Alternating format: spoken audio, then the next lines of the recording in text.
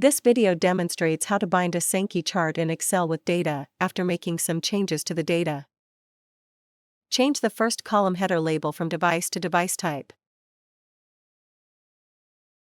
Select the data. Click on the Create Chart from Selection button. The Sankey chart is successfully bound with the first column header label device type. Now let's change the numeric value in the count column.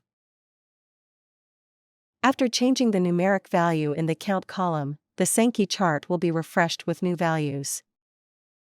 Now we will add a new data row. That is Smart TV. Select the data. Click on the Create Chart from Selection button. The Sankey chart is successfully bound with a new data row. When you close the Excel file, ChartExpo saves the data binding. Close the Excel file and open the OneDrive. Open the Excel file from Recent tab. To check the data binding, change the numeric value in the count column. After changing the numeric value, the Sankey chart will be refreshed with new values. Following versions of Excel are supported by ChartExpo.